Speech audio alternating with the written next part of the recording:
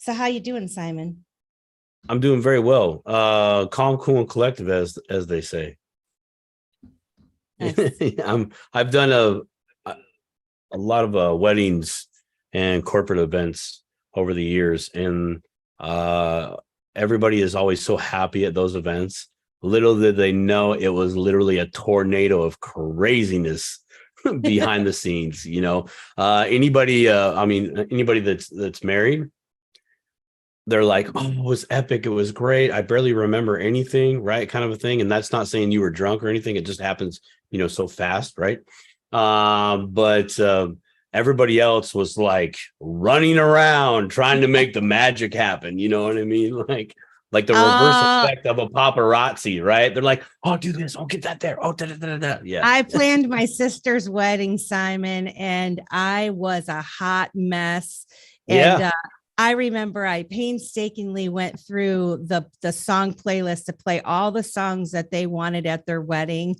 And the DJ that I hired, I he told me he could get all the songs that we wanted, and they weren't your normal wedding songs. Mhm. Anyway, he started playing not any of the songs on it. And Uh, I about had a meltdown. And then I said, you know what? Just let it go, Melissa. Everyone's having a good time, But yeah. yeah, Yeah. I feel you. There is a lot of back end work, isn't there, when it comes to Uh, this kind of stuff? yeah, there is. And, honestly, I would attribute that experience and and for as long as that I did DJing, mobile DJing and all that, that has helped me in the crypto space. When I send my coins from one wallet to another and I don't see them instantly, Yeah. I do remember my first time sending Bitcoin from one wallet to another one, and Bitcoin wasn't the first coin that I participated in. It was Litecoin, and then it was Oh, also Digibyte. So me and oh, did my I? yeah, Digibyte, yeah. So me and my friend at work, we would buy each other coffee, but we would pay the other person back in Digibyte just to get in the habit of using crypto in our daily lives, right? That was kind of the movement then. It still is the movement now, but things have gotten broader, and technologies and the efficiencies of those technologies have vastly improved since then. But when I sent my Bitcoin, it was like 2 hours. It was a Saturday evening. I was having my own little meltdown. I was at the computer. I actually remember my wife going, "Are you going to come to bed?" I'm like, yes. I'm just waiting for this. I'm waiting for this transaction action to show up, right? And I didn't know at the time that you could watch your transaction on the blockchain. Like there's a Bitcoin Block Explorer or Bitcoin Scan or like ETH Scan, those websites that have a whole bunch of very boring information to look at, but it is like literally the crucial information you need to be looking at. And Yeah. which side note, that's very interesting. How come all the crucial stuff in this world appears boring? Right. Because but they don't but want you to but understand. right, okay, yeah. You're right. You're right. Absolutely right. But all the pointless stuff looks shiny. Yeah, yeah, the squirrel moments where they're like the dangling shiny object over to the left is where everybody wants to go, right? I Right. Exactly. So as we're starting out this conversation, I'm sure a lot of the people that are probably that we know that are going to support us and listen to this back, they already know some of these terms, but we're hoping to reach some folks. I have people in my life that still don't really know. And so that's why I kind of said it's a dip a toe moment.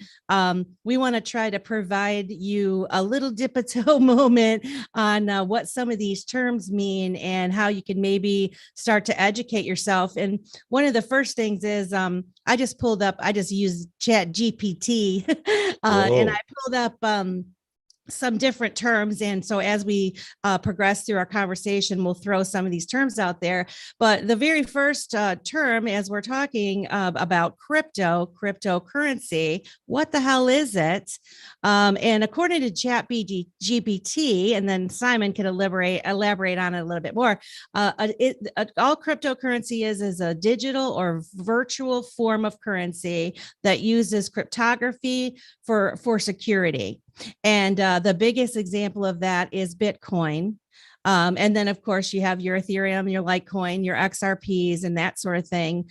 And so that's just the general that is on. But I think that Simon might be able to provide a more colorful example of what cryptocurrency is. Yeah. Yes. So there's actually two parts to cryptocurrency. There is the currency, like Bitcoin, right? But then there's also the network, the Bitcoin network, in which transactions go back and forth on, right?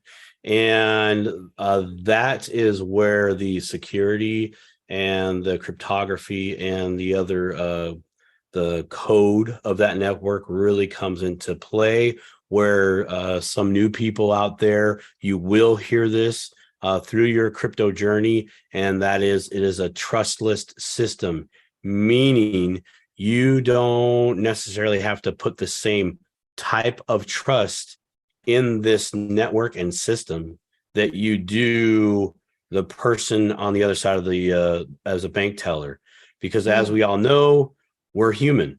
We're going to make mistakes. We also know that we're human. Some of us are very, very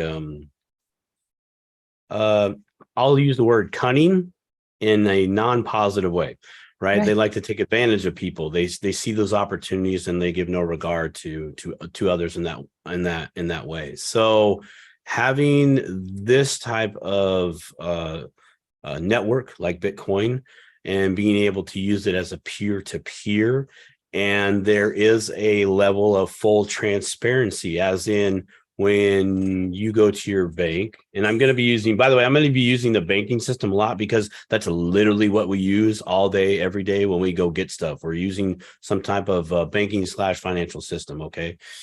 So going back to the trust in the bank, you don't get to see all the little moving parts, in the background, what teller touched that funds, what till they were on. Right. Nor does anybody care. Nobody's ever cared to ask the question, right? I mean, we trust. We trusted. Yeah, we trust, right? We just, it's worked out over time, right? It's worked out over time. It's like, okay, well, if you have that same trust there, I would challenge you to put that same trust here. The only difference is you do have to do the work, right? And that's where a lot of people can fall off for a time, and that's okay. You haven't had to be in charge of your cash.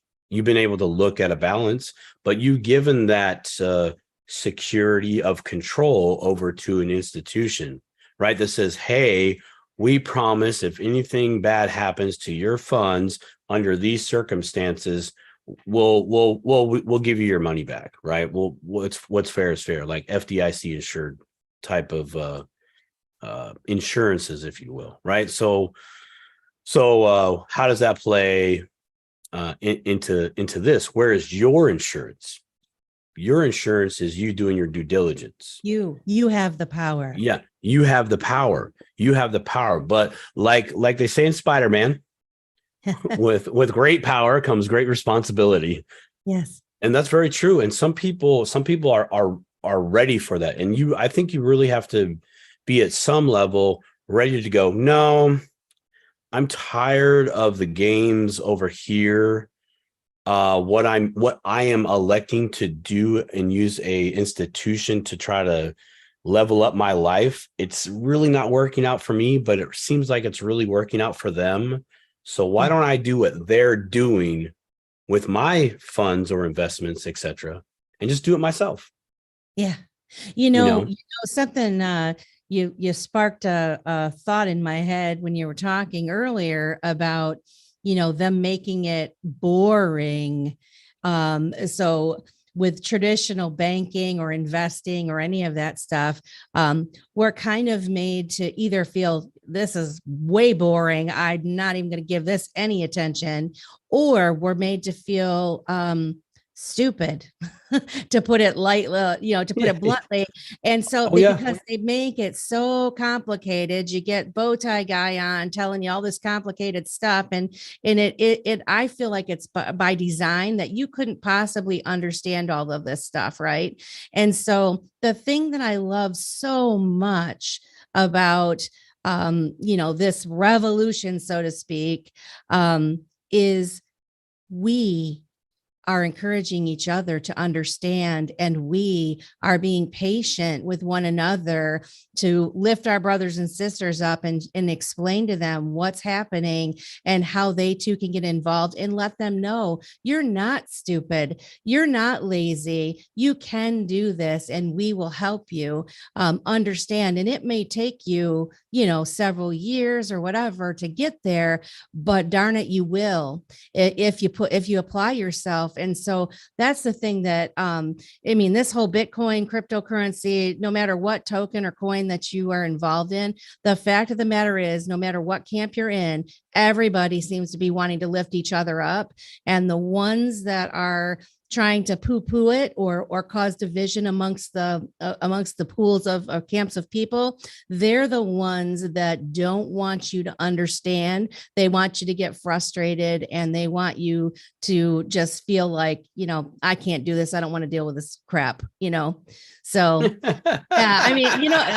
put it bluntly, good thing. I think off the radio if I would have really. No. I think there's a level of design, okay, and the language that's there, okay. Let's go the classic analogy, rich first poor, and then I'm going to bring this back around to crypto. But before that, let me say this: understanding crypto or cryptocurrency, what it is and what are the multitude of benefits that it has to offer you.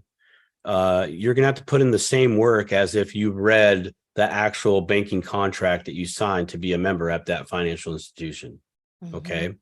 Now, I'm going to say wealthy versus unwealthy, or you could say rich versus poor. Okay. And there is a level there of committed to understand and execute versus not committed to understand and execute. And on the one side, most of us are paycheck to paycheck, if we are blessed to be that in these times, okay?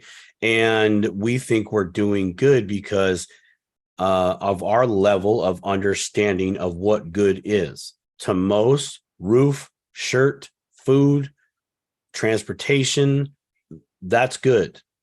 Yep. So in your mind, you have cut yourself off from your level of understanding. You've maintained that because it's good. You feel comfortable. Comfortable can give you has given me. I'll just speak from my point of view there, or my personal experience. I have found myself in my comfort zone, and I'm thinking I'm safe. I'm not. The reality is I'm paycheck to paycheck, and I can lose my air quotes safe zone within 90 days. Mm-hmm. So I have to up my game, my level of understanding how things work in a financial sense, how I'm able to utilize that knowledge to my benefit to increase my safe zone. Now, here's the one thing that I've heard over and over again through very wealthy people, through passed down generational wealth individuals, from self-made millionaires. It's time. They value their time. Yeah. If you can't talk the language, they're not going to talk to you because it's a matter of it's time. I give you this example. Your man at home, right? He's a professor, of the knowledge at the university, right? Would he waste his time teaching that knowledge base to a 12-year-old, average 12-year-old here in America? I'm just going to leave it like that. No, he would not. You're not at that level, right? So when you talk about it's boring and it's dumb and it is, I would say it's probably a little bit by design, because if you broke that down into simple terms, people catch on real quick. Yeah. Going back to what you talked about, you mentioned a little bit earlier about us lifting each other up, us encouraging each other. That's the roll down factor. Someone that understands the fourth grade can pick up on what the fifth grader is saying. Someone that's in the third grade understands a little bit what the fourth grader is saying, and so on and so forth. But we're all in the same school, and we're all picking each other up at the same time. And but you know what else? Fast. You know what else, Simon? And what's so wonderful about that, the fourth grader and the youngsters or whatever, what I have found is when you empower folks and you recognize and you let them know that they can do it, right? And you start treating them as if they can do it and as if they can comprehend it. People respond to that. They're excited now. If you listen to what the questions that they're asking or whatever, encouraging one another is how we're going to beat this thing. Like helping each other grow is how we're going to change the world, really, I guess. Yes. My world be free. My world be free name. I did want to say we have 4 people watching this on YouTube too at the time right now. So YouTube. All right. Yeah. YouTubers, we appreciate you checking in. This is the first time that we're streaming live on YouTube and Twitter Spaces. Christy, my co-host from Beyond the Brinks, she may show up. Alan Staple from the Staple Crew said he might be able to stop by, but he didn't confirm that, but we might be blessed with his presence. And if not, we'll definitely get him on with us another time. But if any of you have any questions or you want to have,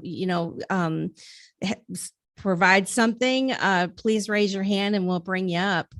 So what else we got, Simon? So let's dive back. I know we kind of did a big rabbit trail. We do go off the rails, as I said that on Spaces. I alerted the initial individuals in that we do kind of go off the rails. But I think it's very important to have that type of mindset. Yeah. Because this is a new system. This is a new technology.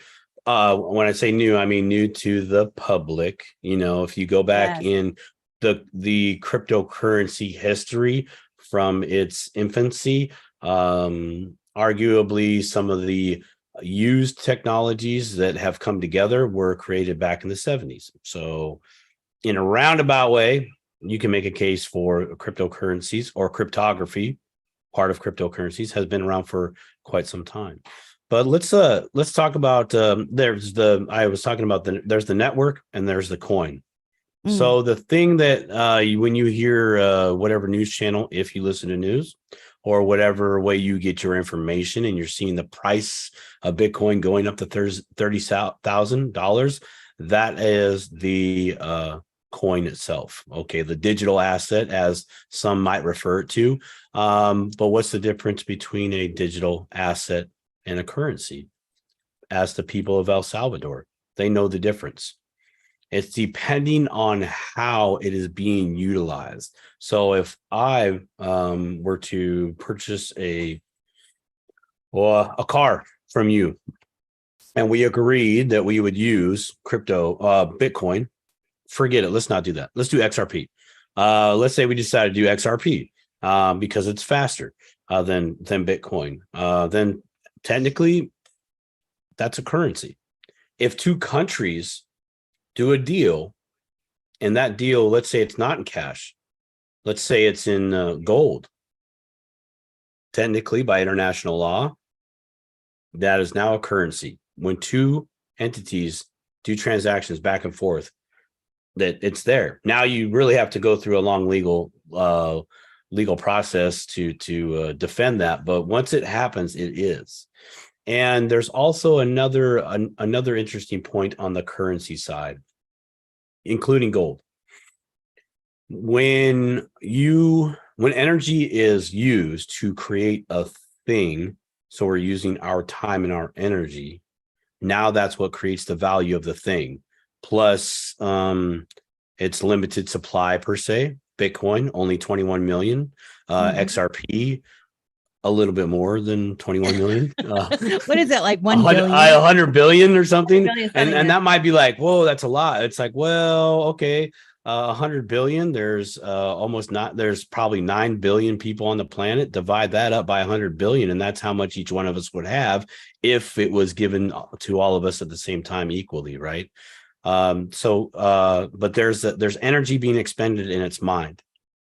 There is a mining process within the cryptocurrency space versus mining for gold out in the field or the mountains or the hills or wherever you get the gold from. The ocean. I've seen some cool shows. They just vacuum it up. Lucky guys. But there's energy, time, effort that's being put into that, and that's part of the value side.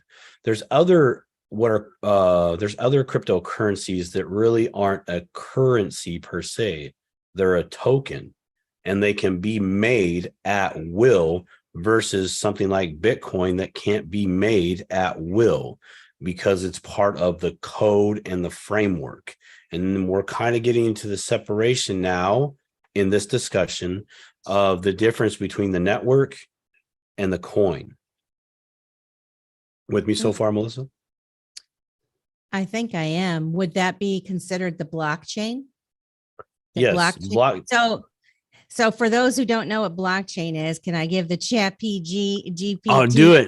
I want to see what Chat GPT says. According to Chat GPT, well, I don't know. I can't say that. Maybe you're kind of going a little Snoop Dogg on us, LBC or something, right? Dog. Let's see. A decentralized and distributed ledger technology that records all cryptocurrency transactions across a network of computers. This is true. Let's go a step further. So transactions being the thing that are mined. When I send a transaction to you and vice versa, back and forth, according to the statistics, those current transactions, the wallets, the amounts, everything is mined through a process of validation and confirmation. And once that's done, the miners are rewarded with the currency called Bitcoin. That, though, why is it called a blockchain? It's very simple. I want people to kind of close their eyes right now. If you're driving, don't close your eyes. If you're walking, don't close your eyes. In fact, you literally should just be sitting down if you're going to close your eyes, or lying down on a bed. If you tend to roll out of your bed, maybe put your side rails up for this. Okay, ready? Here we go. Close your eyes, and I want you to imagine a block of information is now called a filing cabinet. And in that filing cabinet is multiple transactions or folders. Each one of those folders is what's called a wallet. Then I want you to imagine like just a little piece of chain that is attached right to another filing cabinet. And I want you to now kind of think of when you've looked into a mirror, but you've held up another mirror behind you, and it seems like it goes on for infinite. You remember that, Melissa? You ever done that? Yeah. Okay. So it's like that effect. It's a whole bunch of filing cabinets in the digital world that are blockchain of information of all the transactions. So once those transactions every 10 minutes on average is completed as far as the mining process, it gets added to the chain. And then all the other miners say, yep, that's a block number, blah, blah, blah, blah, blah. And we're going to go on to the next transactions. And the circle of life continues in the Bitcoin network world. Yeah, that's like the simplistic version, right? Yeah, filing cabinet. Think of a filing cabinet, man. It really brings everything together if you think of those filing cabinets. And so we've kind of touched a little bit on what is cryptocurrency and what is blockchain. And then you just talked about those filing cabinets. And one of the things in that filing cabinet is a wallet, right? Yeah. And when we talk about a wallet, we say, Chat GPT says it's a digital tool or application that allows users to store and receive cryptocurrencies. And wallets can be hardware, software, or paper-based. Yes. That is, and so that is one of the things I think when people they start asking questions and they want to maybe start to participate a little bit into cryptocurrencies, they're like, what is a wallet? I don't even know, what does that mean, and why do I need it? What's the best one? There's so many options, and so what do you think about that in terms of wallets when somebody is first trying to get into the space? Where would you point them? Okay, where would I point them? I still to this day, initially when I take on a client as a cryptocurrency consultant, we'll go through the process, or I will go through the process with them, of setting up an account at a cryptocurrency exchange, or I will have them use or guide them to use a app like Cash App, maybe Venmo. But I say Cash App because I know that you can send Bitcoin from the Cash App to another wallet. Okay, so we're going to touch on something here, and I'm going to touch on the wallet part. So technically, when you bought that Bitcoin on the exchange or on the Cash App, it goes to a wallet that is under the control of Cash App or that cryptocurrency exchange. They, the exchange or Cash App, have given you permission, much like a bank, to access that Bitcoin within that wallet. They have also given you the permission to send that cryptocurrency to another wallet or to another person that has another wallet, or receive Bitcoin or some other cryptocurrency, depending on the wallet, to that wallet. So, but the first thing is set up on an exchange or the Cash App. Once that's set up, can I pause you for 1 second? I apologize. Yes. So before we go further with it, so this is what's important for people to understand. And I'm just going to put it in Melissa way. When you're buying it from a crypto exchange, like Simon just explained, they're setting you up a little side account, right? That's holding your coin, your Bitcoin. Let's say it's Bitcoin. A wallet. It's a wallet. There's a wallet there. Technically, there has to be a wallet there. Technically, there has to be a wallet there. Technically, but now depending on where you buy it from, some of them, it's attached to your account, but it's still in this big pool, right? Like, I just remember when I did it, when I bought something from, or I moved something from, nope, stop talking, Melissa. That's not right. I'm not. Why? I was so intrigued. I know. I just because that's actually something more more technical that's down the line. But basically, what you're saying is, when somebody buys it, it's the wallet that's within that exchange, but we encourage you to move it into your own wallet, right? You don't want a self-controlled wallet, a self-custody wallet, because or a wallet that you have. Why don't you just want to, like, there's so many people that they get on Coinbase or they buy these things and they have that wallet and they're like, well, it's just sitting in that wallet. Why do they have to move it off of there? Well, first, they don't have to, but it is very strongly encouraged within the cryptos. Well, let's put it to you like this. If you went to a gold or silver coin store and you went there and you bought your first gold coin, are you going to leave it there?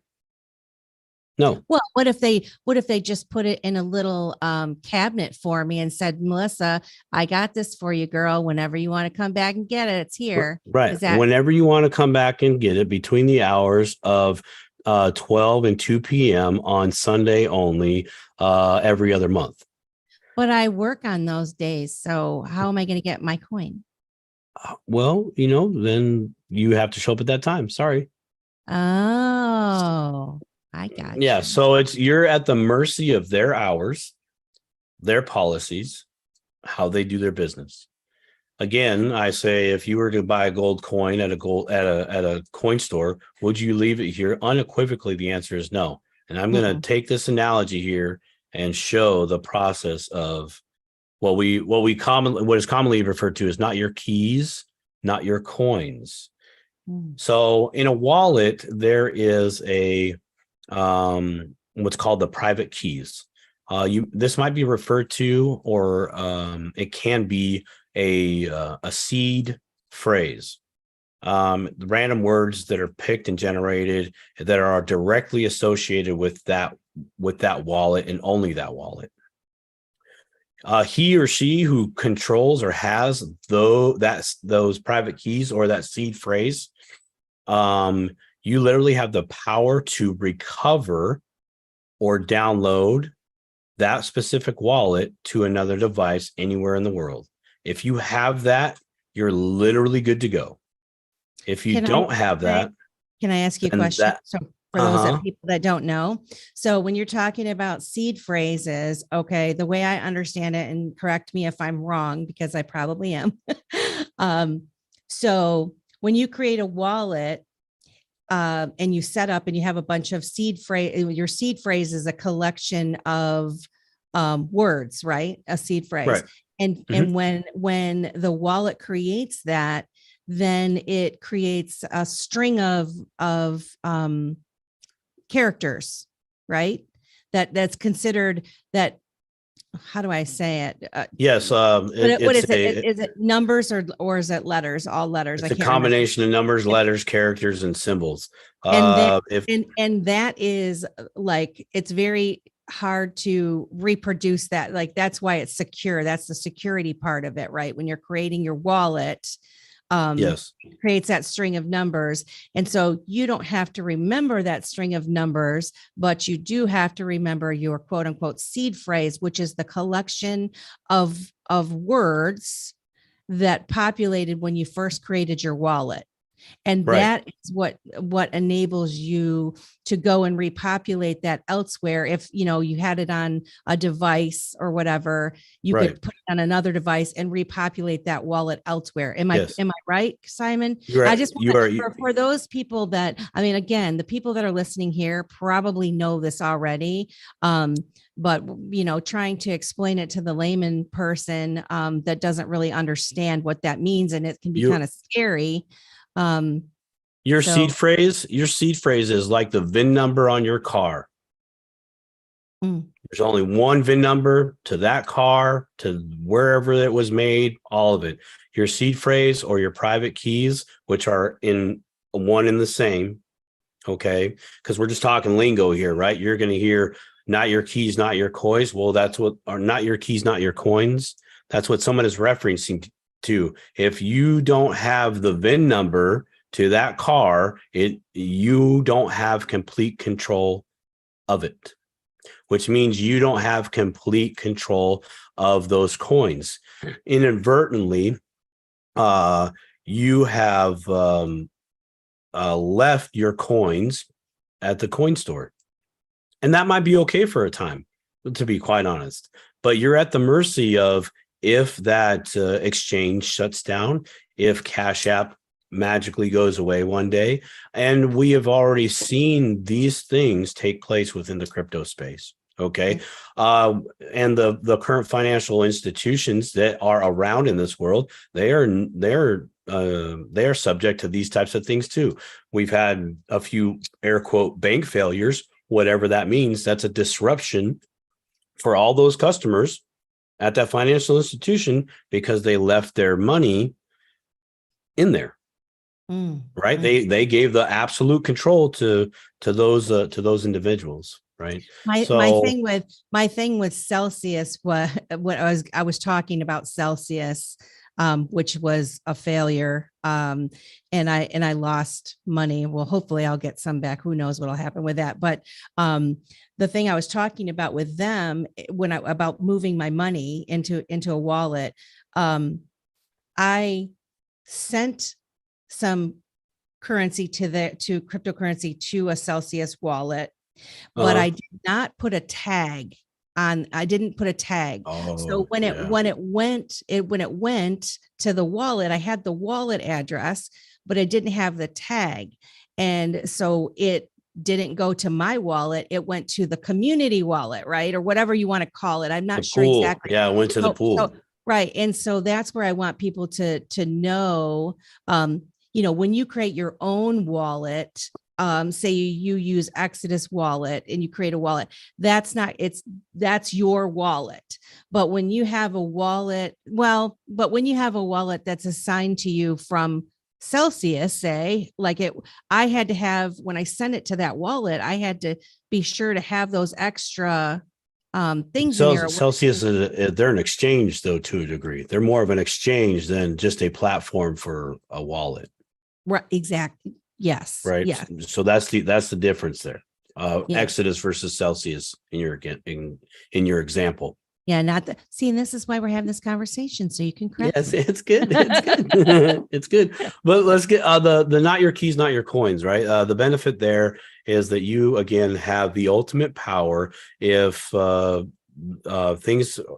something tragic happens to your cell phone, because you can have a cryptocurrency wallet or application on your cell phone. And I do mean like a wallet application, like Atomic Wallet or Exodus, the Trust Wallet. Now Coinbase has a wallet, but it's not the Coinbase exchange. It is the Coinbase wallet, which you can sync everything to those wallets. But nah, I don't do stuff like that. I'm not really into syncing.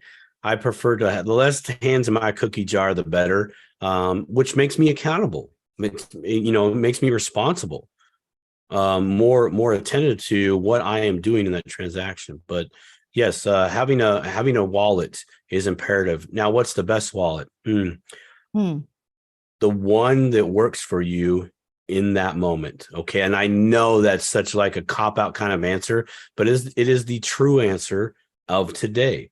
It depends on what device you're putting it on. Let's start there. There might be a better application, say Atomic versus Exodus. Where is it better versus the other? One might have the application or the wallet you download to your phone. Let's say you have an iPhone. Maybe Exodus wallet works very well on the iPhone, but it's not so awesome functionality wise, sending coins, updating, etc. on the Android system, and vice versa. Maybe Atomic Wallet is way better on the an Android system or a PC versus the Mac. Maybe the Trust Wallet is okay at both, but still it is still has functionality issues versus the other two, depending on what device you're storing on. But those are downloadable wallets or a downloadable app. You can do a paper wallet. That was mentioned by Mr. Chat, right? Mr. Chat was talking about a paper wallet. Yep. Now that's an interesting concept. I like it. And what it actually does is it mitigates your online activity. Okay, so why is that important? Well, your cell phone's always on. I don't know about you, but I typically don't turn my cell phone off, even when you're supposed to. So all your updates work properly. I fail at that, so it's always on, which means there's access to the internet. There's still access to your phone. Now, I'm not trying to go down the fear road here. It's just a fact. Hey, the light's on. Yeah. Does that mean your house is going to get robbed because you left your front porch light on? No, it does not. But it nonetheless says, hey, I'm here. Yeah. Right. And if someone or a group of someone's, let's say they are able to access just your phone, that's going to be a bad day for you. Typically, though, It seems like the professional hackers of the world go for these companies, and let's not be what's the word I want? Oh, darn it, it escapes me. You got to be smart about recognizing that Exodus still is a company at some level. Atomic Wallet is still a company at some level. The Trust Wallet, still a company at some level, right? So being a company at some level means you have to abide by certain rules. Okay. So they might have to shut down one day, or yes, they can get attacked and hacked, and wallets can be compromised depending on where your wallet was stored on their drives in their facility, wherever it's located. I know that's a lot to think about, but that's that's kind of the weak point of having a what's known as a hot wallet, a wallet that is connected to the internet pretty much all the time, versus the paper wallet or a cold storage wallet. The only difference is you're not accessing that wallet all the time, or it has a direct connection to the network all the time. In short terms. So the less time your lights are on, the greater success that you have of saying I don't exist. Hey, Simon, kind of a thin scenario. Yeah. I'm getting a chance to look, and we're getting comments and things, and so I want. Oh, okay. Yeah. Cool. Yeah, let's go. I mean, I'm kind of going off the rails here a little bit. If I am, I apologize. No, not at all. I just Chris says hello from London. How are you? Well, good day, mate. Yeah, Chris. And we've got several comments that they've couple minutes. Let's go through them. Let's go through them, even though we might have answered some. Let's go through them. So Kathleen says, she says, I keep my keys on a portable hard drive kept in a Faraday bag.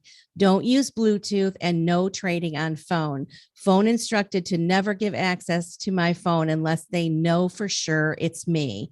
So that's her. And then she also says, always do a small test amount when sending crypto to an address first. That is wonderful. That is true gospel. True crypto gospel right there. Absolutely. Yeah, that's 100%.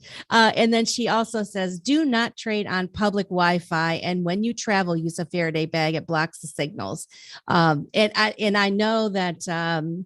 I know that when Christine, my friend Christine, and I, when we were at Bitcoin 2023, we had like Faraday purses with our phones in it, because you're going, and there's a lot of people that are there. You don't want them getting into your, although I don't carry that on my phone anyway, so it's not that big of a deal. But I think Kathleen brings a wonderful tip in doing that. And ladies, you can get a purse that kind of acts as a Faraday bag, so check that out. And then one other thing, she also says, do not click on links from companies that may look legit. You always want to read the address to it. Just go directly to their website, because people get hacked like that. And that is another good point that she brings up. And so you'll get emails, and I think a lot of us nowadays know not to click on links, but there's so many people that do click those links. And so if ever, whether it's a wallet or an exchange or whatever, saying there's an update or there's a problem or whatever, just go to their website, type it in yourself. Don't click that link. And if there is something really going on, you can access it that way. But if you click the link and then you open the door to that, they're never going to email you and say there's something wrong with your wallet. That's never going to happen. They don't do that. No. So that was a great Kathleen, right? Kathleen, yeah. Yeah, way to go, Kathleen. High five. Yeah. And then also Joanna has been listening on YouTube. She said only use a proprietary phone and or computer. When not in use, keep it off, and only use a secured Wi-Fi and or landline, which that's what I do actually. and you can expand on that a little bit. So Joanna worked with Litecoin Leader, who's also a friend of ours, Jeff. She did some work with him, and I remember a year or two back, he created a video where he talked about using a phone kind of as a hard wallet. Because you can buy these treasures and what are the other ones? Ledgers. Ledger. And stuff. But you can do a similar thing with your own phone, like an old phone, where you're not using that phone for anything else but that wallet. And you can turn it off, get it off of Wi-Fi. And yeah, that's that. You're sparking something here. I want to touch on this, right? The cell phone concept. Yeah. Okay. So nowadays you could literally go out and get a cell phone, like a brand new one. That's going to cost you a little bit, right? But you could get a brand new phone. But most of these phones that I'm noticing that are coming out, they have a terabyte of space on there, right? Okay, yeah. So I know at some point, I think the whole Bitcoin network, it's probably more now, but when I remember looking, it was a year or two ago, it was over 900 gigs. Okay, so Simon, why is that important? Well, because you can download what's called a native wallet or a core wallet. They're meaning the same thing. You're literally doing what some of these apps have done, and you're downloading the native wallet from Bitcoin. Was it bitcoin.org or the Litecoin Foundation? If you wanted to do Litecoin, you're downloading the whole wallet plus the whole blockchain onto your phone, onto that phone, and you could theoretically have nothing else on there, just that, and you can turn it off, and now you have the whole Bitcoin blockchain there. And that's important in a different kind of way, as far as the movement and keeping the control of Bitcoin, the network, very spread out, decentralized versus very centralized. And under the, but anyways, I was just thinking about that because you couldn't do that back in the day with Bitcoin. You could with a lot of other wallets, but Bitcoin was like this huge wallet to download if you wanted the whole thing, right? And I was like, well, I can't do that, but you could take a drive. However, that drive is only as secure as the people who put the security on the drive.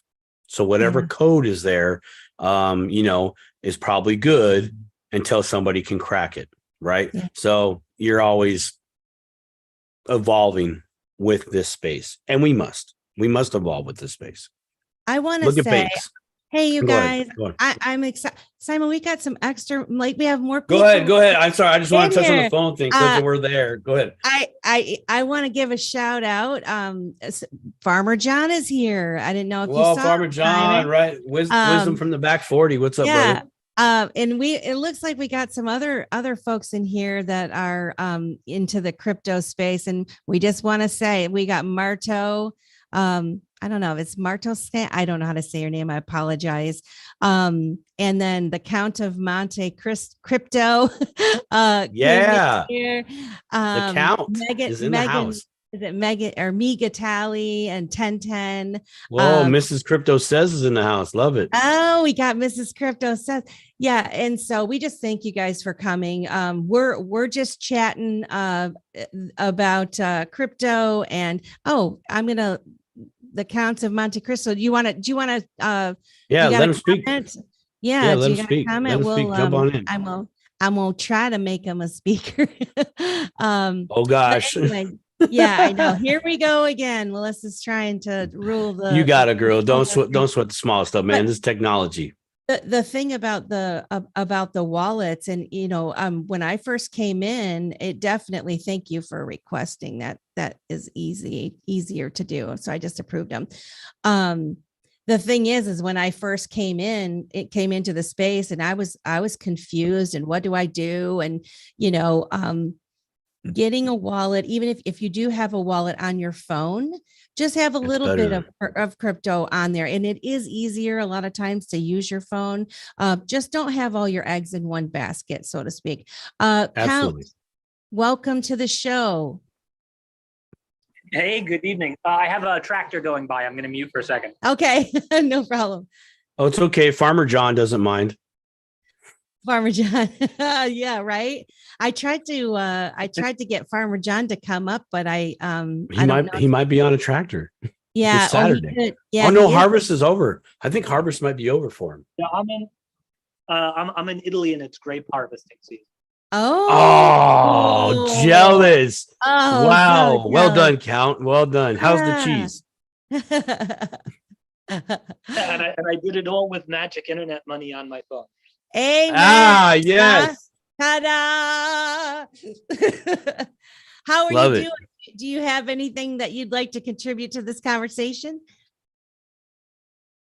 No, other than that, I also support, if you have a terabyte of space on an unused mobile device and you want to back up the entire Bitcoin blockchain, that's not only good for you, it's also like it's a civic service that you're doing to the rest of the community, That's a fantastic point. And I love that you just said that. And I don't know if you want to expand on it a little bit in what you mean by that. And then I'm sure Simon will definitely want to chime in on that as well. But can you kind of elaborate on that just a little bit?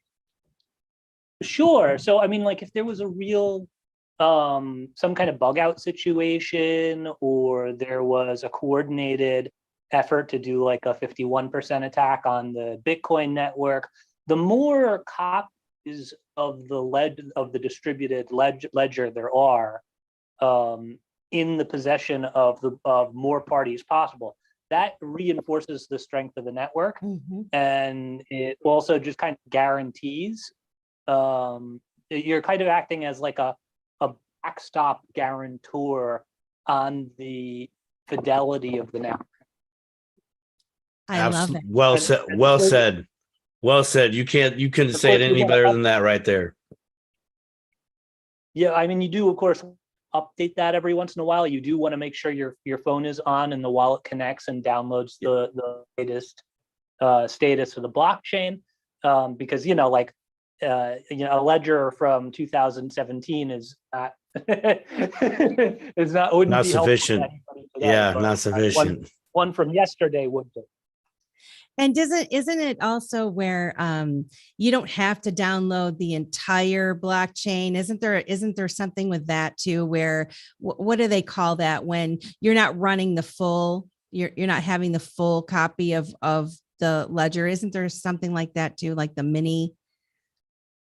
Yeah, you absolutely can do that. You can just do a light wallet, which is basically it's just keeping track of your individual private keys and their their transactions on the ledger. You don't have to download the entire Bitcoin blockchain to use Bitcoin. You typically, like on other in other cryptos, like for example, like Ethereum or Solana, there may be a reason to download the entire blockchain to like run it if you wanted to become a node or something like that. Yeah. Then you may have to do that. And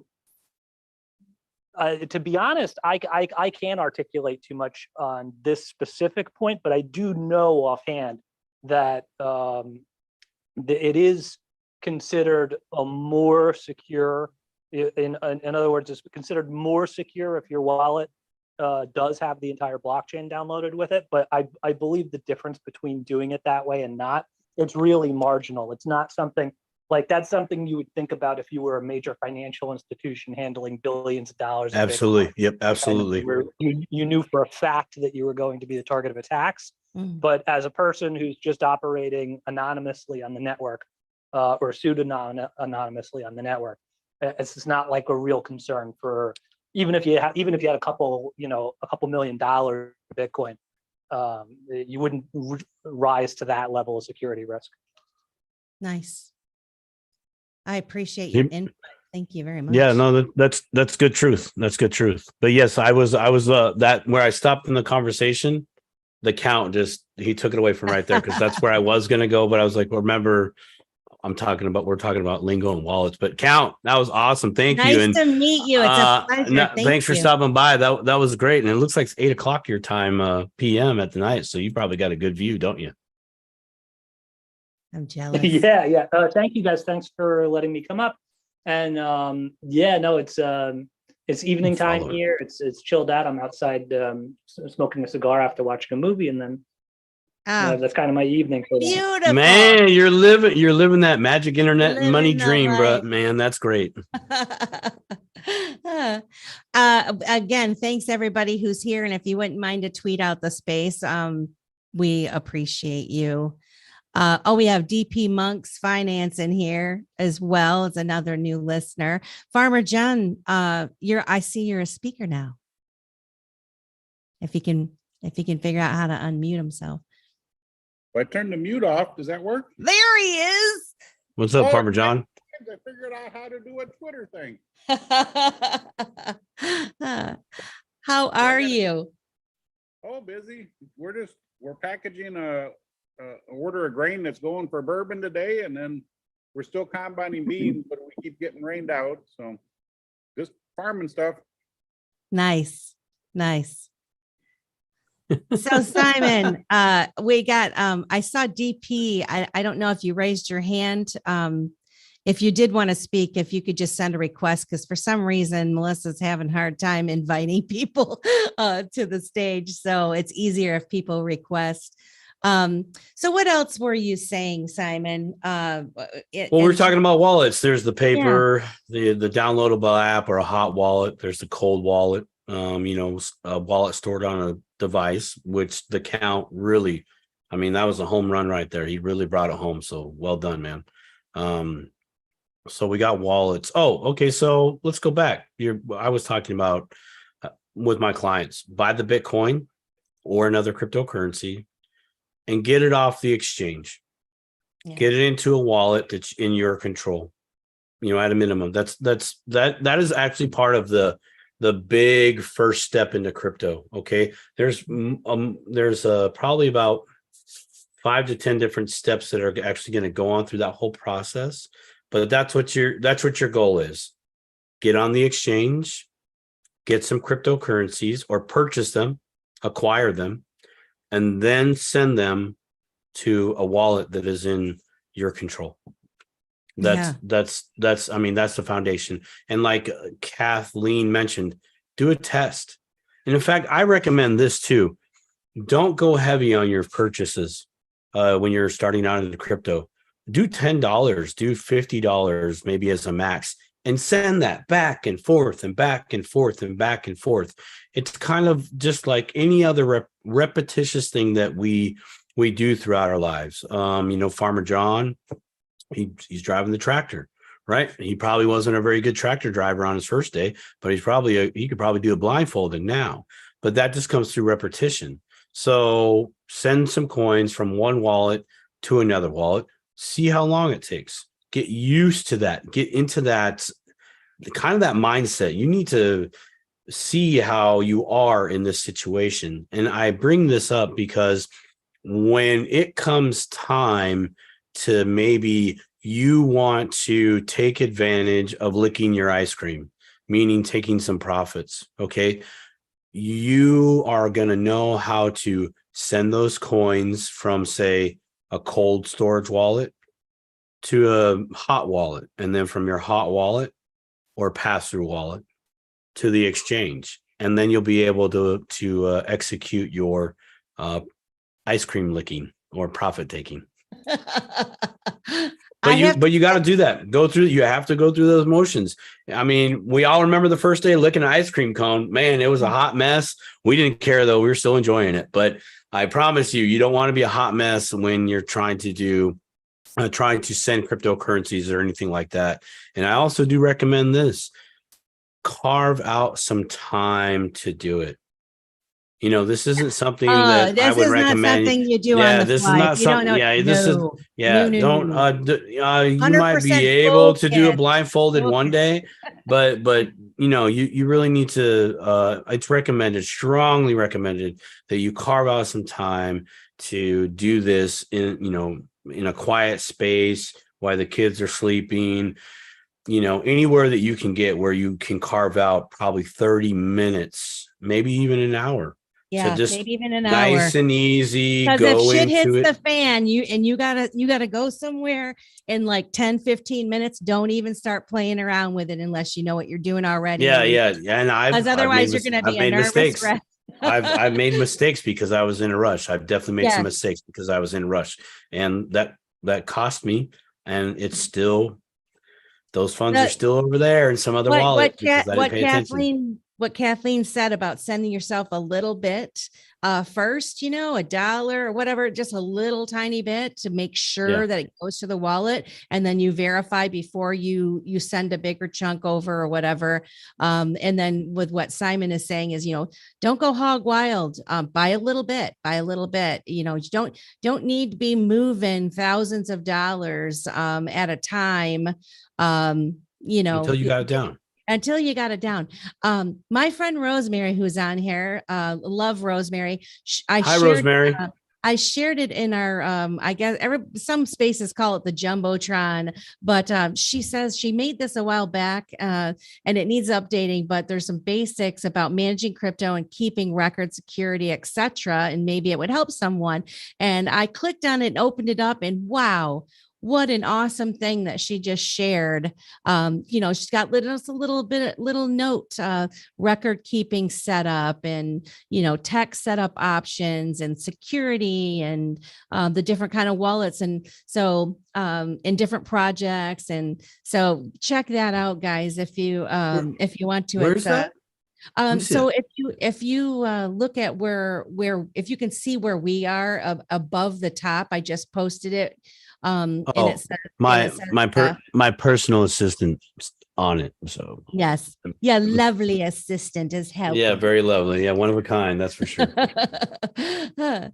Sorry, yeah, I didn't mean to throw you off the rails. No, what a wonderful contribution. Thank you, Rosemary. I mean, yes, Rosemary, thank you very much. Yeah, anybody just we're all learning together, and we're all at various stages of our learning, right? I'm sure a couple of the folks that are in here, they are, they're experts at certain things, and we're really just trying to explain things on a lower level at this point, and just having a friendly conversation. And Melissa might say some things that aren't correct, and Simon can kind of reel me back in and correct me. So I'll do my best. Sometimes Simon gets it wrong too, because I could have got some information from 3 months ago, and now that's not the correct information. And that's how fast sometimes this industry can change, lightning speed, like the Lightning Network. Exactly. Shilbury, we have Mardo, can you request to speak? He raised it. I think he raised his hand. I wasn't sure if it was still raised or not. But if he wants to speak, I can bring him up. And I really wish I had, side note, I really wish I had some other monitor that I could watch all the Twitter Spaces hands go up and stuff like that. Like, come on, Elon, you need to get on the PC version, brother. Can I tell you what I'm doing right now? You know what I'm doing right now, Simon? So just for those that joined in late, so this is the first time Simon and I are trying to do this all at once. We're recording a show, streaming live on YouTube, and doing the Zoom, recording our show, and we're streaming on X Spaces, and we're kind of working through how to figure all this stuff out. So Simon, what I have your lovely face on my Zoom right below my camera, so I can see you. And then I moved my Twitter Spaces directly under you. And so I have it in a smaller area, and now I can see the folks. Yeah, I just made it so that the box was a little bit smaller so that I could, but my computer, it's working out pretty well. The only problem is with the Spaces, for some reason, I invite people to speak, but they don't seem to get it. I was able to, bring the count up because he requested to speak. You Right. must, I don't know whether, hey, Farmer John, now that you're a speaker, did you do that because you actually saw my invite to speak? I don't know. He might be on the tractor or something too. If he might not answer me. He's got to get that grain to make that bourbon, man. People, it's football season. It's football season. Oh, there he is. Yeah. So how did you become a speaker? Did you accept my invite to spepe? I don't know. I just start pushing buttons all over the screen. And you said to look for a mute button, and I see the little microphone that was red. So I pushed on that, and then it turned black, and then you heard me. Nice. Well, okay. So I don't know. Real perfect. I did push the request to speak thing too when you asked me to. So. Oh, okay. That was probably it. That was probably it then. Okay. All right. I just didn't know if I did it or because I could never make you a co-host. So you didn't do it. So I had to have done it. I have to be responsible for it. Yeah, I didn't see where you sent me anything. I pushed on the thing to be a request to be a speaker or something like that. Oh, okay. All right. Yeah. So if those of you who aren't familiar with Spaces, I'm sure that you are, but if you aren't, the microphone in the lower left corner, if you click on that to request to speak, and then it should give me a notification, and then I can bring you up on the stage. So what else, Simon? I just finally brought up the YouTube, and I was just trying to read through the comments. Joanna has been dominating the comment section here, so that's good. So I was trying to catch up on a few here. Let's see. To think. Sorry, everybody. I'm just reading. But it doesn't. We mine from ours. Oh, Joanna says this. He sent a request. Go ahead. The Marto says he did send a request, but for some reason I didn't see it. Keep going. Joanna says Joanna says, I'm the only one here on YouTube. Thanks, Joanna.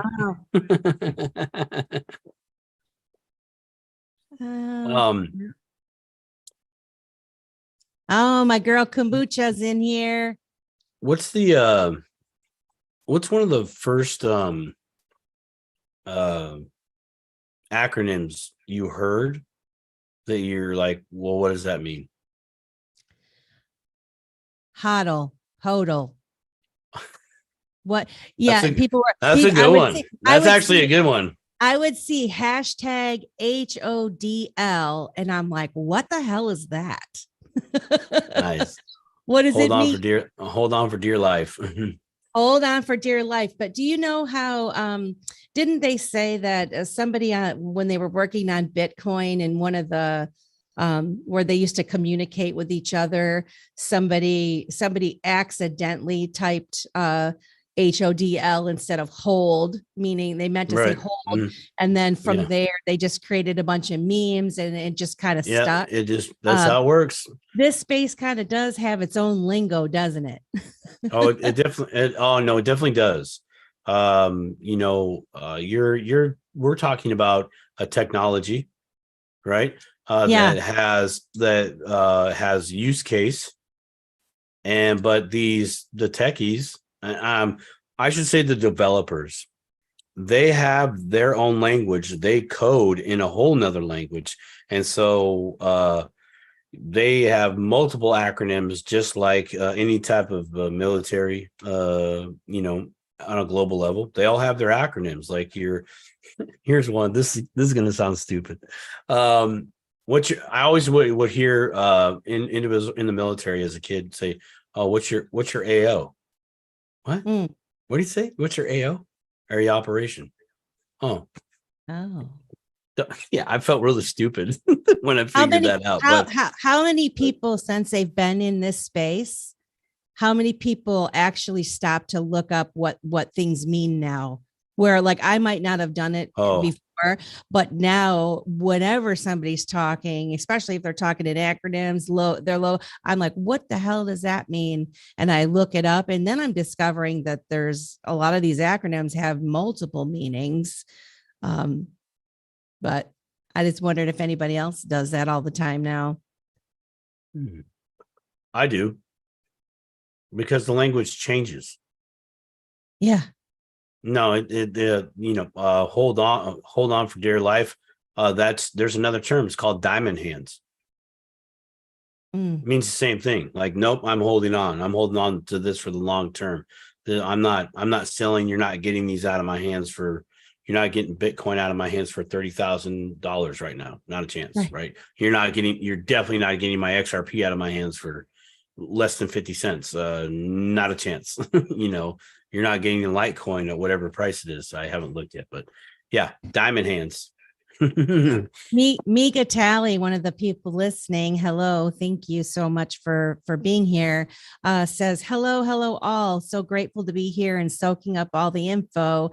It's a plethora of useful tips and tricks for me. I'm still a baby Kryptonian in the training. We all are, Mika. Yeah. I mean, I might have my toddler diapers on now, so I think I'm a little bit further ahead than I was several years ago. All Cryptopians are welcome, man. We're a new people. But by the way, that's one of my terms is Cryptopians. We're Cryptopians. Yeah. I gotta coin that phrase real quick. Someone's gonna beat me to the punch, but we're Cryptopians. That's what we do. I tried I think the one fellow that wanted to speak, he keeps popping in. He must be having issues because he requested to speak and then he keeps popping out. So unfortunately, I don't know what happened with him, but so what else we got? Simon? Let's see here. Wallets. We've talked a little bit about that. Different kinds of wallets briefly. We kind of defined that there's the difference between cryptocurrency, the currency, and the network that currency is on. Count of Monte Cristo, well done on the expanding on the service part of downloading the whole network to that.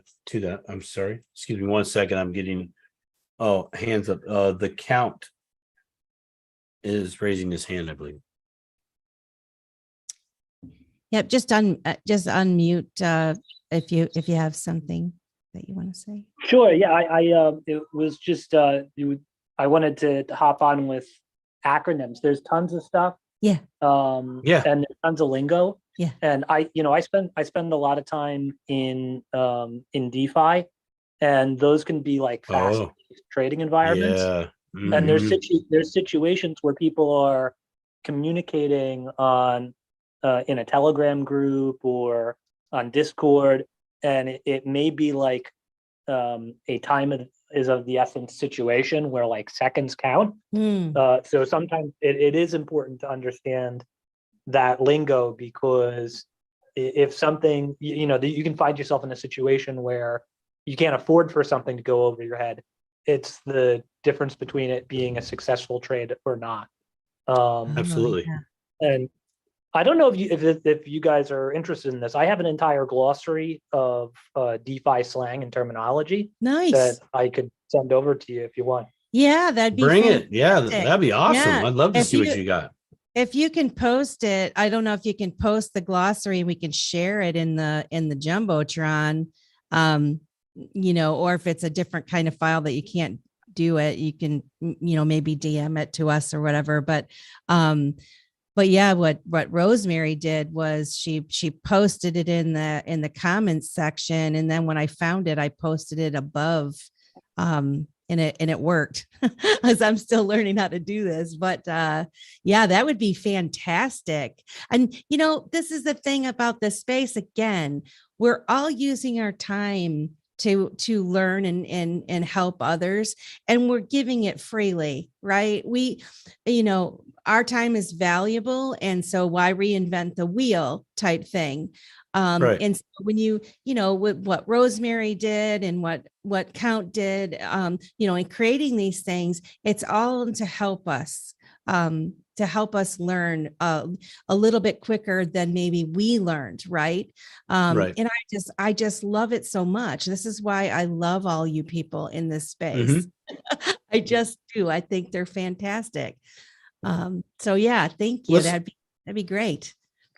Yeah, Count, that's awesome. I was just thinking, most of you were talking about what's great about this space, on space, in space. Yeah. Is this connection here, right? Just what the Count did. Yeah. I would like to encourage all who might watch this tomorrow, today, next week, or give this a listen to. I encourage you to try to find events, cryptocurrency events, and go there. Go to these events. You'll at first, it's almost like walking into high school being a freshman. Okay, there is that sense, but walk around, introduce yourself if you're able to, right, and just soak up the information. There's going to be a lot of things that go over your head, but you're going to meet somebody there that typically is on the same level that you are as far as education and understanding in the crypto space. I strongly encourage you to go to these things, because you meet people like today, the Count, who's in Italy right now. Would have never met him if we didn't have spaces and he didn't show up and we didn't do this, and that's what that's about, that connectivity part. And when you start kind of getting connected with other individuals, your education grows exponentially. Your understanding happens like this. It's just like a big old study group. So I strongly encourage that each and every one of you do that. I love that suggestion, Simon. And one other thing I can say from going to several conferences myself, or meetups and whatever, the vibe in the room, the energy in the room is incredible. Incredible. It is. It's like you walk in and you're like, oh my goodness, there's people like me.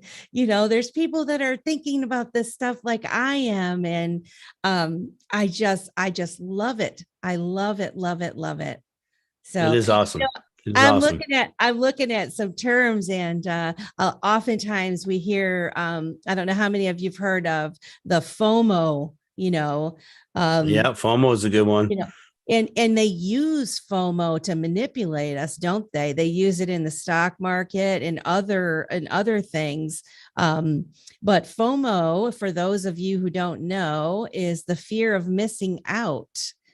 And it's the fear that you might miss out on the potential opportunity, and as a result, it forces people to make impulsive type decisions. And so that is what you want to, when you get into this. And I'm just gonna, for any of those of you that aren't involved in cryptocurrency already, when I first came into the space, we were about where we're at now, where, there's the hype and things are getting ready to pump. And, right now you can, get in. Well, actually, I came in a little bit beyond that, where prices were already starting to climb. But like Theta. Yeah, like Theta. I love you, Theta, but I got Let's talk about the FOMO. Let's relate that story to the people in FOMO. All right, so here's my experience and why I'm still aggravated to this day, but I've learned my lesson. And so if I can teach anybody, really, you have to do your own research. DYOR, do your own research, and research a project. Does it have real world utility? What are the fundamentals behind it? All of that sort of thing. The connections with whoever created said coin or project. What are their connections? What's their social media like? Do they have a presence? Yada, yada, all these things, right? Well, when you first get into the space, you start meeting people, especially people online.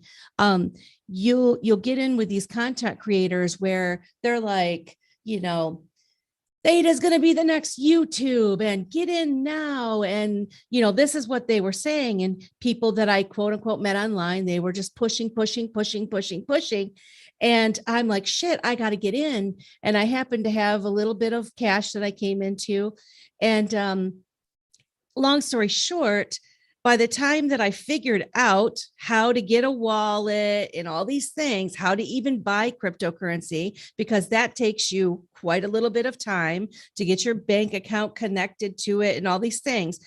In the week or two that it took me to figure out how to do those things, the project that I wanted to buy into, which was Theta, went from, I mean, it was even high then. It was like $5 or $6, $7, $8.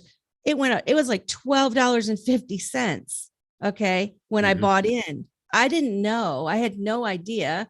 And so I bought Theta and whatever. And then of course it stayed for a while. And then all the hoopla went down and nobody talked about it anymore. Nobody's talking about Theta anymore. And now my Theta is like, it's less than $1 or something right now. All I'm trying to say is you have to do your own research. You have to move slow. Don't let anyone provoke you or FOMO you into purchasing something. Stick with the fundamentals, stick with the basic, the ones that have real world utility, or the foundational block keystone, like Bitcoin. And this is my opinion, and some might disagree, but I don't think Bitcoin's going to go anywhere, and it's going to be a store of value, and it's the oldest in the room, right? And I feel comfortable. If I didn't know what to buy, I'd feel comfortable buying something like Bitcoin. Or if the not financial advice, I'm just talking about me personally. And then, when I look into how the new financial system's transforming itself, I think XRP and Ripple and the ISO 2022 coins, which that's another thing that's kind of over people's heads that aren't into the crypto space at the moment. But those projects that I did a lot of research on, I feel comfortable kind of getting into. And so I've gotten myself now where I'm not going to make any knee-jerk movements, but it really does take some time sometimes to get there, unless you get yourself surrounded by a good network of folks like Simon, like Count, like Kathleen, like Rosemary, like Farmer John, like the folks that are in this space that can say, slow your roll, girlfriend. Don't spend your $500, your only $500 that you have to spend on crypto, and get into the space and get a bad taste in your mouth because you got into something that, maybe wasn't as far along as the influencers led you to believe. So, right. And that's a good point. A lot of my new clients that come on, that are brand new, I literally just say, look, only buy 10 to maybe 50 to, if you're feeling really blessed, $100, and just literally practice with that. Watch the price go up and down. You have to watch the price go up and down because you're going to do it anyways, right? So it's a lot easier to watch the price go down on $10 versus $10 of investment, right? Versus you doing $1,000, or if you're blessed, very blessed, $10,000 or what have you, right? The percentage is the same, but we don't see the percentage, right? Most of us see the zeros, oh my gosh, right? Because someone like myself, in my finances, my world, $100, that's $100. We're gonna have a conversation for a minute. Even when I go to a grocery store nowadays, I buy food and I'm like, do we really need that?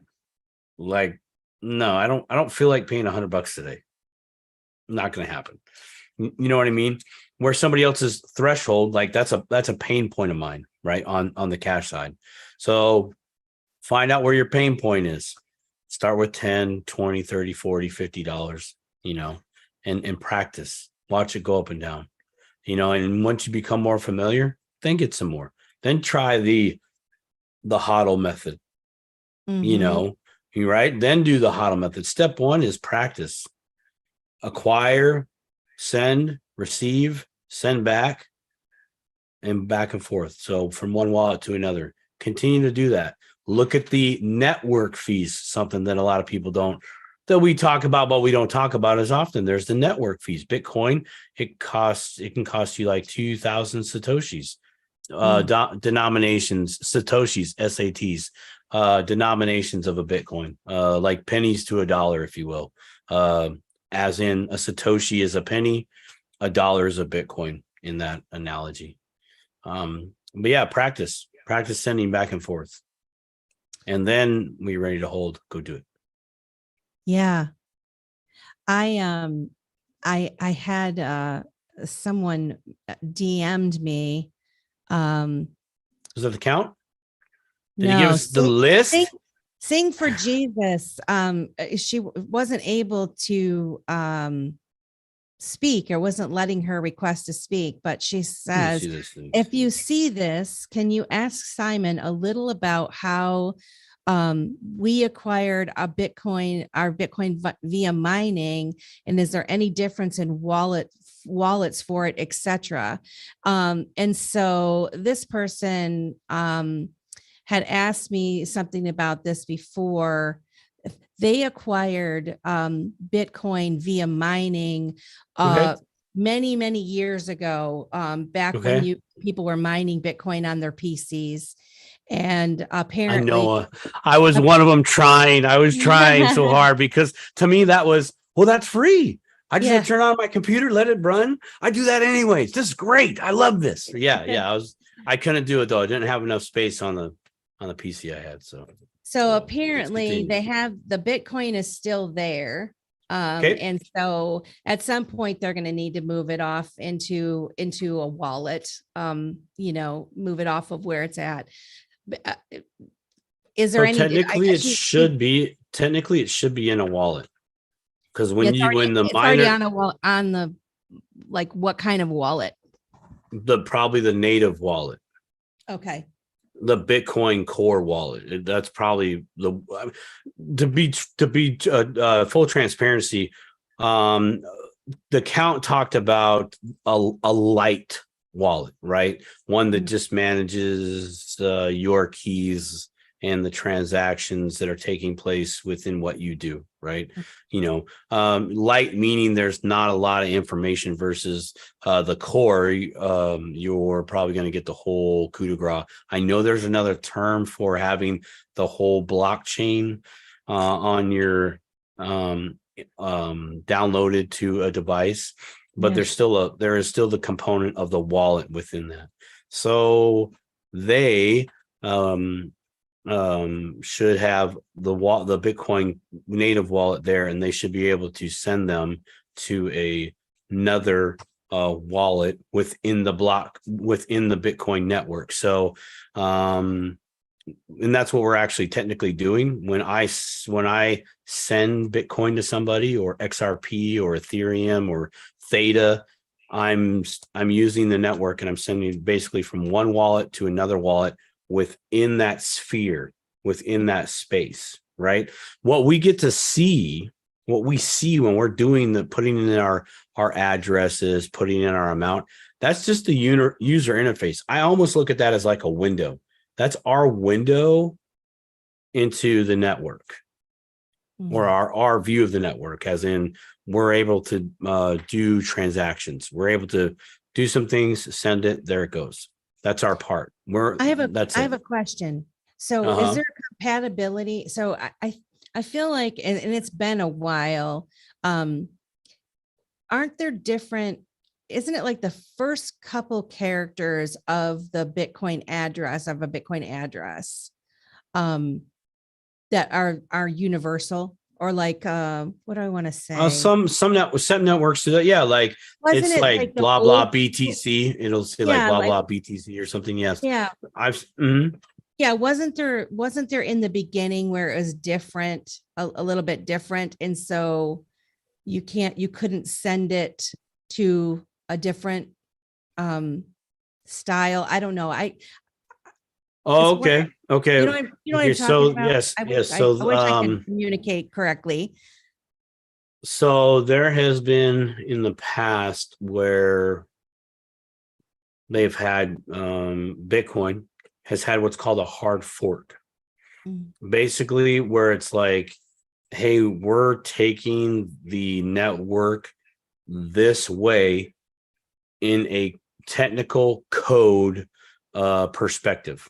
Okay, so it's either we have to go this way with the code, or we have to go that way with the code.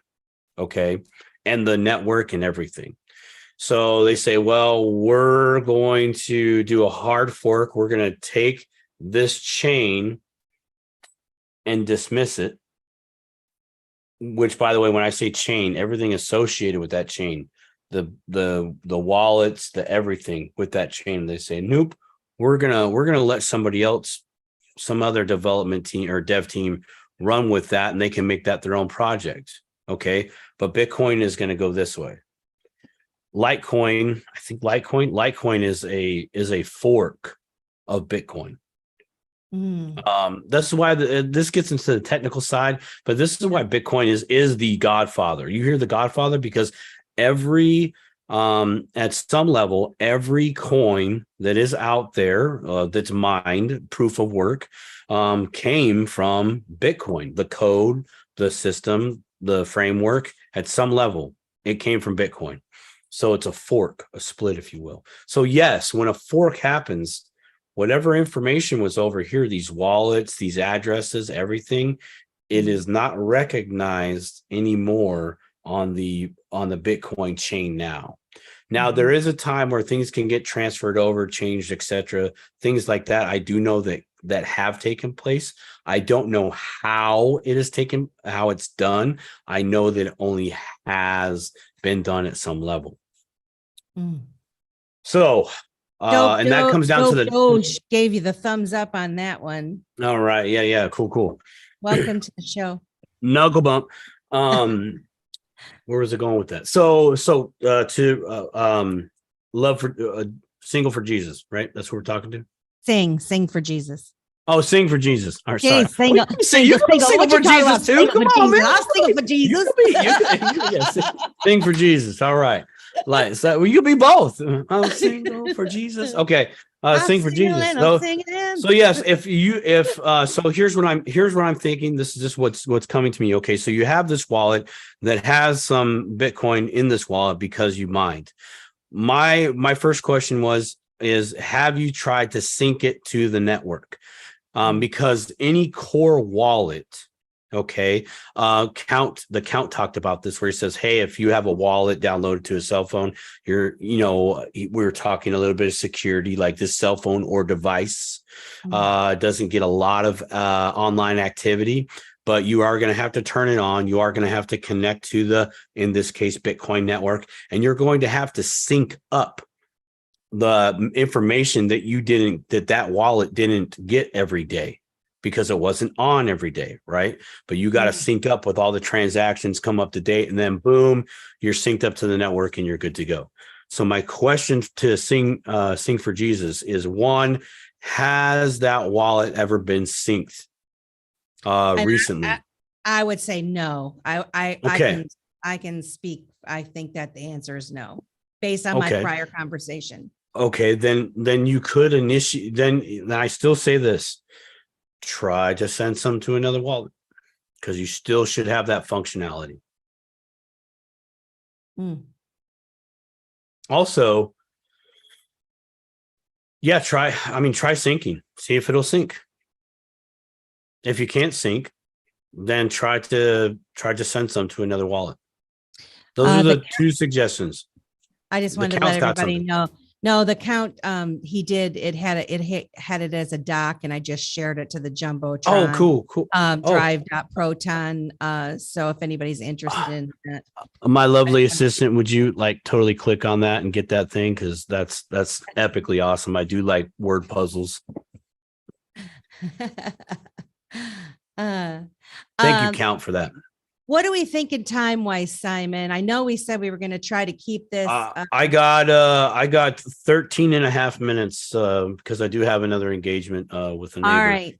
That's what I'm helping them do some projects, but try that with Sing for Jesus. And if you have a connection there, we could do a call, trial run, video chat, whatever you want there. If that's something that they want. What's up? Oh, okay. If that's something that could be done, I'd be more than happy to kind of be there for a little bit of side-by-side walking, hand-holding, guiding, etc. No problem. That'd be awesome. Yeah. So since we got 10 minutes, or so, a little less. Hey, you can go all night. I'm just the one that has to I'm leave. not gonna go. You can come on, keep this party going. But there's like, I guess for the folks that did, tune in, we want to say thank you so much for tuning in. Yes, thank you. And I mean, the contributions are appreciated for sure. Very much. You want to touch on just a couple more fun terms before, to take her out, unless you had something else you wanted to talk about. You got HODL. You got hold on for dear life. You got FOMO is the big one. Actually, no, I want to talk a little bit more about FOMO because I know you mentioned it's very important. Okay, so in this space, it is very important to recognize your emotions, and I know that it can be a challenge. But keep doing it. Keep practicing recognizing your emotions. If you're mad, you shouldn't be doing crypto. If you're excited, you shouldn't be doing you shouldn't be doing crypto. And I'm only saying that because I have been a part of what I call Mr. FOMO. Because Mr. FOMO is a trickster, okay? He likes to play you. He is willing to take advantage of you at any moment in time. You remember the progressive commercials? Remember the progressive commercials with the guy? Oh, what was his name? He was Tragedy Happens or something like that. He was like the dude in the suit, right? And he had like the messed up, he had the hair or whatever, but he'd always... Wasn't he Allstate? No, he wasn't the Allstate guy. No, it was progressive. I know it was progressive, man. I know it was progressive. It was football season. Like he'd always come on and he'd have his commercials. When something happens, it could have been Allstate, but I swear it was progressive. Yeah, it is progressive. But that's Mr. FOMO. Yeah. That dude is Mr. FOMO. He is ready to strike at any moment in time. And you just have to check your emotions. You have to recognize why I'm getting a little nervous here. I think the market go up. Should I sell? Shouldn't I sell? If you're in that undecided space, that's FOMO. Well, it could also be though FUD. Yes. Well, FUD creates FOMO, fear missing out on the opportunity. Their fear is the operative word. Fear. Yeah. Fear, uncertainty, and doubt. Yeah, exactly. Fear. Anything fear-based or based in fear, missing out. I'm going to miss this opportunity. I don't know how to take profit. Should I take profit? Right there. You're in fear. Should I sell now? Should I sell now right now? Because everybody's telling me I should sell now. Yeah. The unknown. Well, wait, what if it goes up more? No, it is decisive decisions. And if you're unable to make a decisive decision to move forward, as in stay or sell, then you need to default to stay, because in my opinion, you need to default to stay, because I lost my train of thought. Dang it. I'll just piggyback until it comes back. Because I like what you're saying. Piggyback until you come back, snap it back. Come on. Come on now. No, I agree with you. And what I would say too is anybody coming into the space and they want to dip a toe in, don't look at it as if you're going to come in and be a trader, right? You're not going to be back and forth. You're not going to beat the system, especially when you're ignorant to the system at the moment, right? And I don't mean ignorant as in, in a negative way, just meaning you don't know all of the things that, going on. So you come into the space, you put your bag of money in, and you listen to all these influencers that tell you, you better sell now, buy this coin, do this, do that. No, come in slow. If you're not feeling comfortable about selling something, don't sell it. You don't lose money. You only lose money. That's it. Thank you. And if Thank you. That's it. That was it. That's what I was trying to think of. The only time you lose is when you sell below the price that you got in at. That's the only time you lose. So don't sell. Yeah. And, and unfortunately, what I've noticed in this cycle is I've been in a cycle now, like just kind of paying attention to things. I've noticed that, like with Theta, I think eventually it will come back up to what I bought it for. Then I'll make the decision. Am I going to keep this? Is this a worthy project? Or there's other projects that I'm interested in that I maybe bought a few coins or tokens that I'm like, I'm just forgetting about them. I keep kind of stay up on what's going on with it, but it's not, I'm not creating this, fear, uncertainty, and doubt and craziness with myself, because I don't know it well enough to be trading the stuff around. And most people that are telling you to do that, they don't either. And in fact, when you think about the algorithms and the big money and the people and the things that you see, how they manipulate, you can't beat them. So but yet this is how they kind of, screw people out of getting into the system by creating chaos, by creating, problem, reaction, solution with all of these things we hear on the television, and it gets people coming in and then they get screwed over, right? I mean, you saw on the Super Bowl, what was it, last year or the year before, and the crypto.com and FTX and everybody's doing it. And then look what happened with FTX, right? We don't need any of that stuff. I think we are all smart enough now to realize the stars are not guiding us. And I don't mean God stars. I mean the Hollywood stars. Okay. Do your own research, look into this stuff, take it slow, learn the fundamentals and buy yourself some and put it off to the side. And then when these things are going on, you hear everybody, the sky is falling, you're calm, cool, and collected. Because you're hodling, baby. Yeah, you're hodling. Exactly. No, that's good stuff, Melissa. Yeah, that was. I'm glad you picked up the reins right there, because, boy, I lost that thought for a minute. I'm like, wait a minute, you're supposed to, if you're not ready to. The only time you did steal. You probably did. I took it right out your brain. You probably did. I wouldn't be surprised if that's a thing. So. I know, in fact, I know it's a thing. Me and Elon's real tight, real tight. Well, okay. Well, can you jump on it so we can get the spaces part on the PC? Because I'm telling you, I know that'd be really nice. Hopefully, it won't be a train wreck. Oh, it's all good, man. It's technology. This is just how it goes. It's just life. When is a meeting ever really started on time at any type of corporate event? There's always some behind the scenes snafu, no document, this, that, the other. There's always something, man. There's always something, but yeah, this was fun. I hope a lot of people got some good stuff out of it. There's lots to learn out there. Low and slow. The FOMO is real. It's very real. I had a client before I came on. They asked me if I still feel like prices are in Bitcoin still have a shot to go to what we had previously spoke about in past conversations. And I said yes, even though it looks like, well, it's going right now. And it's just, I have a different perspective. I have a bird's eye perspective. Like, yeah, we're not really seeing the light switch moments here. We're still trying, it's like a dimmer. Yeah. A dimmer light switch, it's just like, look, the light's on, but like, I'm telling you, like, I don't have all the concrete evidence that would say, yes, we're going, because I don't see that right now. But cool. Well, hey, everybody on Spaces. It's been wonderful. Yeah, thank you for stopping by, checking us out. Give us a follow. Give me a follow so I can follow back. I'm becoming very, very more active on X. I feel so weird saying that.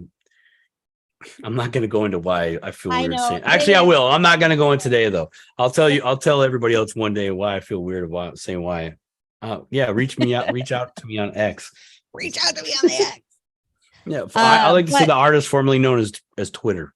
Oh, and also, I guess we got one more minute. You can follow us. You can follow Vida Broadcast on YouTube and Rumble.